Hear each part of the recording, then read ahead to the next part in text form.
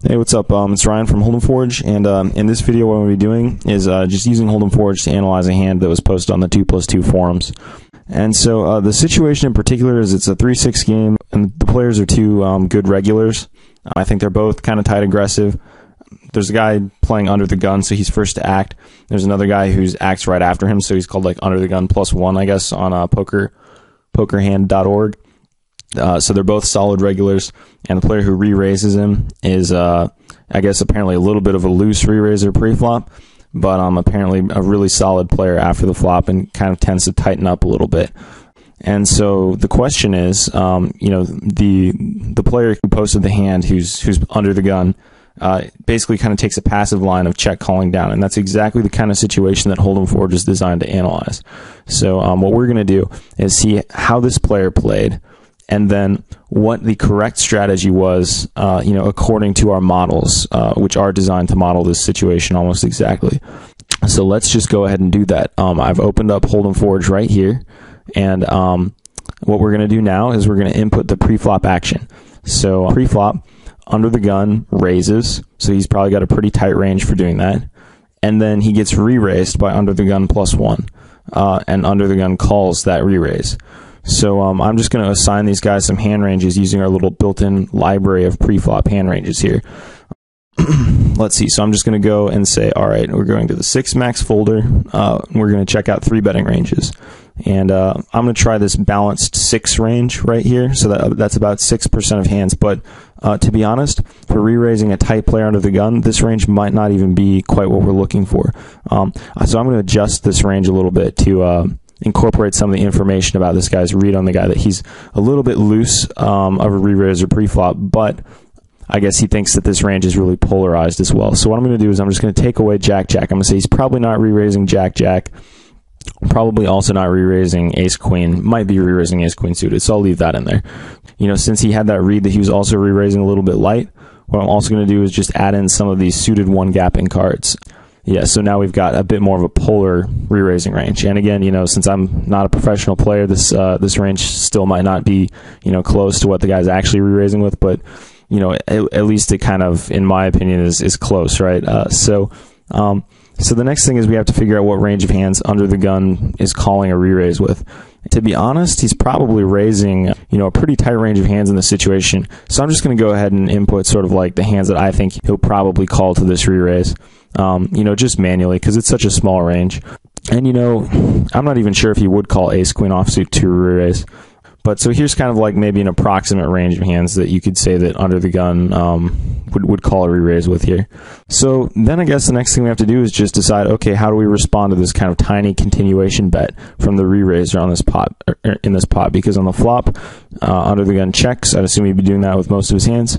And then under the gun +1 bets out for around half the pot. Oop, wrong window there. So yeah, just going to tell HoldemForge to analyze your best continuation range in this case. And it looks like you should be calling about 86% according to the Nash strategy. So really shouldn't be folding too much. Maybe give up with 10-10 or something like that on this this flop. And it turns out that in that case, the sort of like Minimax strategy. So the strategy that most frustrates you is if the guy's only value betting and only betting with, ace, 3 of a kind, or something, like king. Yeah, so, flop action is pretty straightforward. Looks like we're just going to be calling with most of our hands.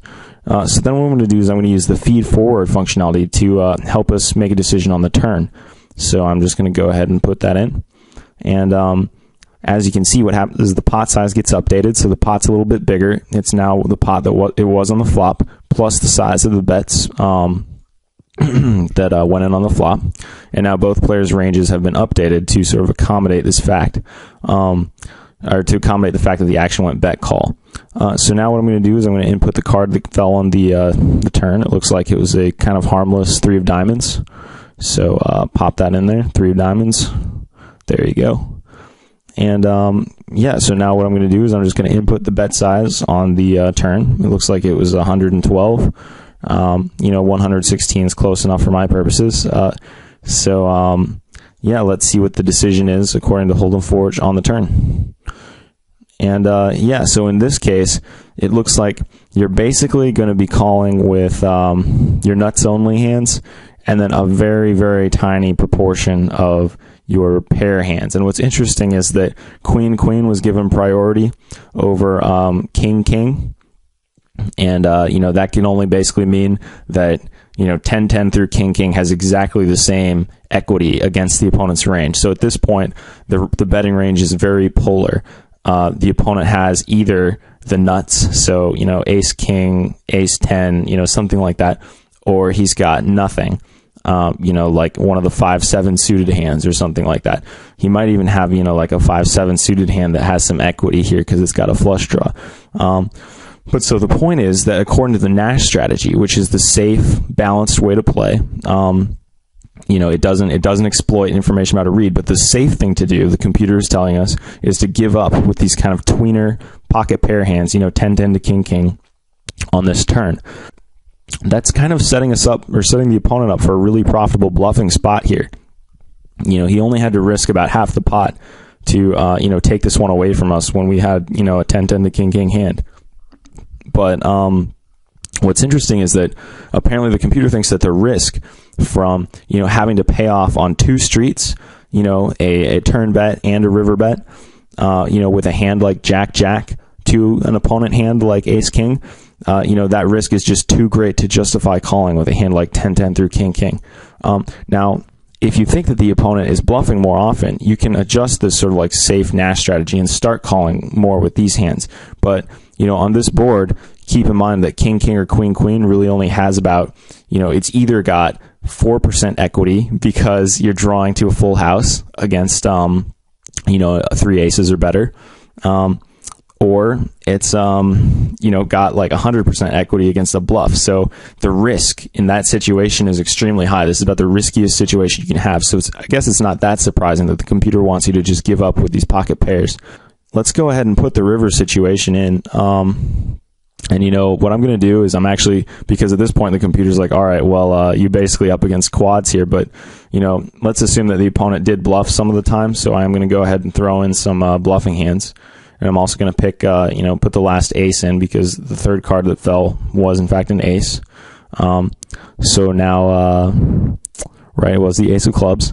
So now I'm just going to input the bet size, which was, I think, around 350. So pop that in there.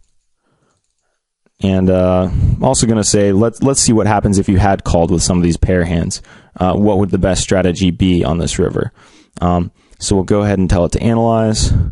So let's take a look at what HoldemForge says is the right strategy on the river. And as you can see, it seems like facing this, maybe 7/10 of pot size bet, the best decision actually turns out to be to call with about 30% of the pocket pair hands that you make it to the river with. And that seems a little unusual when you view that in light of the decision being, okay, well, we should fold, with almost all these hands on the turn. But if you do make it to the river, it turns out that you should be calling that river bet with some of the time. And I think the reason this is, it could potentially be that it's impossible for both players to have quads. And so essentially what that means is that when your opponent is value betting, he has quads and he beats you. And with just about everything else in his range, he's losing to you 100% of the time. And this type of poker game has actually been solved, like on paper. And it turns out that even if you can only beat a bluff, it's often the case that you need to call a certain percentage of the time just to prevent your opponent from being able to bluff with 100% of their hands that profitably.